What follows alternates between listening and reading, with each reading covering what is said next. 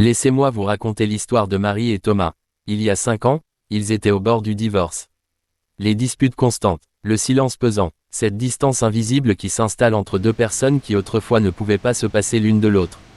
Marie m'a dit un jour, les larmes aux yeux, je ne sais même plus qui il est. On vit sous le même toit, mais on est des étrangers.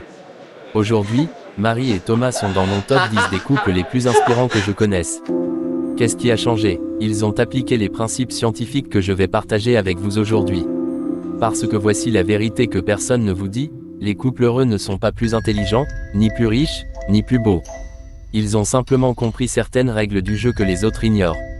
Secret numéro 1, la règle d'or du 5 pour 1. Le premier secret vient du Dr John Gottman, qui a étudié plus de 3000 couples pendant 40 ans. Il peut prédire avec 94% de précision si un couple va divorcer ou non. Impressionnant? Non. Son découverte la plus puissante. La règle du 5 pour 1. Pour chaque interaction négative dans votre couple, vous avez besoin de 5 interactions positives pour compenser. Pas 2, pas 3. 5. Pensez-y. Une critique. Il faut 5 compliments pour rééquilibrer. Une remarque sarcastique pendant le dîner. 5 moments de tendresse pour effacer la blessure. Marie et Thomas ont commencé par là. Au lieu de se concentrer sur ce qui n'allait pas, ils ont créé ce qu'ils appellent leur « banque d'amour ». Chaque matin, un message tendre. Chaque soir, un geste d'appréciation. Un baiser qui dure plus de 6 secondes, parce que oui, la science nous dit que les baisers de moins de 6 secondes sont des baisers de routine, pas d'amour. En 3 mois, leur relation s'est transformée. Secret numéro 2, l'équilibre entre intimité et autonomie. Voici un paradoxe que la plupart des gens ne comprennent pas, les couples les plus fusionnels ne sont pas les plus heureux. Les recherches le montrent, vous avez besoin d'un équilibre délicat entre l'intimité et l'autonomie personnelle. Trop de fusion, vous étouffez. Trop d'indépendance, vous devenez des colocataires. Imaginez 2 arbres qui poussent côte à côte. Leurs racines s'entrelacent sous terre, créant une force commune. Mais leurs branches s'étendent librement vers le ciel, chacune avec son propre espace pour capter la lumière. Les couples heureux cultivent leur propre passion, leur propre amitié, leur propre identité, tout en nourrissant leur connexion profonde. Thomas a repris la guitare, sa passion d'adolescent. Marie a rejoint un club de lecture. Et vous savez quoi? Chaque fois qu'ils se retrouvent, ils ont de nouvelles histoires à partager, de nouvelles étincelles dans les yeux. Le secret, ne pas perdre qui vous êtes dans le « nous ». Parce que le « nous », le plus fort est fait de 2 « je » épanouis. Secret numéro 3, la communication authentique. Maintenant, parlons de communication. Mais pas de la communication superficielle du genre « comment s'est passée ta journée ?» Bien, je parle de la communication qui change tout. Celle que les chercheurs appellent la communication émotionnelle profonde. Voici la différence. Communication superficielle, je suis fatigué. Communication profonde, je me sens submergé par les responsabilités, et j'ai peur de décevoir tout le monde, surtout toi. Les couples qui durent créent ce que les psychologues appellent un espace de vulnérabilité sécurisé. Un endroit où vous pouvez enlever votre armure, montrer vos peurs, vos insécurités, vos rêves les plus fous, sans crainte d'être jugé. Une étude fascinante de l'Université de Californie a montré que les couples qui partagent leurs émotions profondes au moins 3 fois par semaine ont un taux de satisfaction conjugale 47% plus élevé. Marie et Thomas ont instauré un rituel qu'ils appellent « l'heure de vérité ».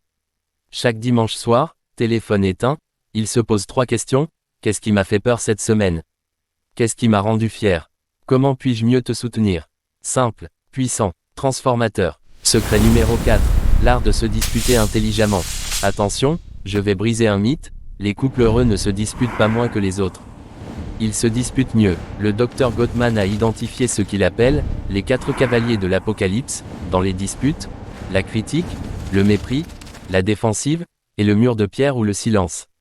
Les couples qui durent, ils évitent ces pièges. Voici comment. Au lieu de critiquer, tu ne m'écoutes jamais, ils expriment un besoin, j'ai besoin de me sentir entendu quand je partage quelque chose d'important. Au lieu du mépris, tu es ridicule, ils cherchent à comprendre, je ne comprends pas ton point de vue, aide-moi à voir ce que tu vois. Au lieu de la défensive, ce n'est pas ma faute, ils prennent leur part, tu as raison, j'aurais pu faire différemment. Et quand c'est trop intense, ils font une pause, pas pour fuir, mais pour revenir plus calme. Une statistique incroyable, les couples qui maîtrisent l'art du conflit constructif ont 5 fois plus de chances de rester ensemble sur le long terme. Le conflit n'est pas l'ennemi de l'amour. C'est l'absence de résolution qui l'est. Secret numéro 5, les micromoments de connexion. Voici quelque chose que personne ne vous dit, Ce ne sont pas les grandes vacances romantiques ou les cadeaux coûteux qui font la différence. Ce sont les micro-moments. Les chercheurs appellent ça les enchères d'attention. Votre partenaire dit « Regarde ce bel oiseau ». Vous avez deux choix, vous tournez vers, ou vous détournez. Se tourner vers, oh oui, il est magnifique. C'est un rouge-gorge. Se détourner, en continuant à regarder votre téléphone.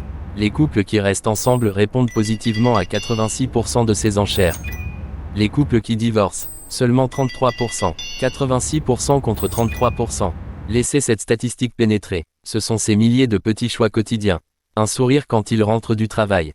Une main sur l'épaule quand elle est stressée. Je pense à toi, au milieu de la journée. Marie m'a confié, avant, je pensais qu'il fallait de grandes preuves d'amour. Maintenant, je réalise que Thomas me montre son amour 50 fois par jour dans de minuscules gestes. Et je fais pareil. L'amour n'est pas un événement. C'est une accumulation de présence. Secret numéro 6, le partage des rêves et des valeurs. Les couples qui traversent les décennies ont quelque chose de puissant en commun, ils construisent un rêve partagé. Pas besoin d'être d'accord sur tout. Thomas adore les films d'action, Marie préfère les documentaires. Lui est du matin, elle du soir. Ça, ce sont des différences de surface. Ce qui compte, les valeurs profondes, la vision du monde, les réponses aux grandes questions, qu'est-ce qui donne du sens à notre vie? Comment voulons-nous élever nos enfants? Quels sont nos rêves pour les 10, 20, 30 prochaines années? Une recherche fascinante de l'université McGill a révélé que les couples qui partagent une même vision du monde ont une vie 63% plus riche de sens. Les couples heureux créent ce que j'appelle une carte de vie commune. Pas un plan rigide, mais une direction partagée. Des rituels qui leur appartiennent. Des traditions qui tissent leur histoire unique. Thomas et Marie, une fois par an, partent un week-end pour faire le point. Où sommes-nous? Où voulons-nous aller? Comment grandir ensemble? Parce qu'au fond, l'amour c'est choisir de marcher dans la même direction, main dans la main, même quand les chemins divergent temporairement. Secret numéro 7, la croissance continue. Et voici le secret le plus puissant, celui que Marie et Thomas ont découvert et qui a tout changé. L'amour n'est pas un état, c'est un processus de croissance continue. Les couples qui s'ennuient sont ceux qui arrêtent d'évoluer. Ils pensent qu'ils connaissent tout de leur partenaire. Erreur fatale, vous n'êtes pas la même personne qu'il y a 5 ans. Votre partenaire non plus. Les couples extraordinaires restent curieux l'un de l'autre. Ils se posent des questions qu'ils n'ont jamais posées. Si tu pouvais recommencer ta carrière, tu ferais quoi? Quel est ton plus grand regret? Qu'est-ce qui t'effraie le plus pour l'avenir? Deux chercheurs en psychologie, Hélène Spalding et Arthur Aron, mariés depuis 60 ans, ont partagé leurs secrets, ils n'ont jamais cessé d'être surpris l'un par l'autre. Après 6 décennies, les couples relisent des livres ensemble, suivent des thérapies de couple non pas quand ça va mal, mais pour aller encore mieux. Ils investissent dans leurs relations comme dans leur santé, en prévention, pas en urgence. Marie m'a dit récemment, chaque année avec Thomas, j'ai l'impression de tomber amoureuse d'une nouvelle version de lui. Et il dit la même chose de moi. C'est ça, le secret ultime, ne jamais arrêter de cultiver votre jardin amoureux.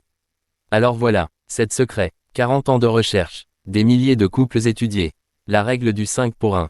L'équilibre intimité-autonomie, la communication authentique, l'art du conflit intelligent, les micro-moments de connexion, le rêve partagé, et la croissance continue. Marie et Thomas ne sont pas exceptionnels.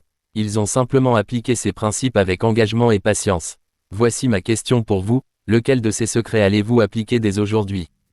Parce que c'est bien beau de regarder une vidéo, mais l'amour se vit dans l'action.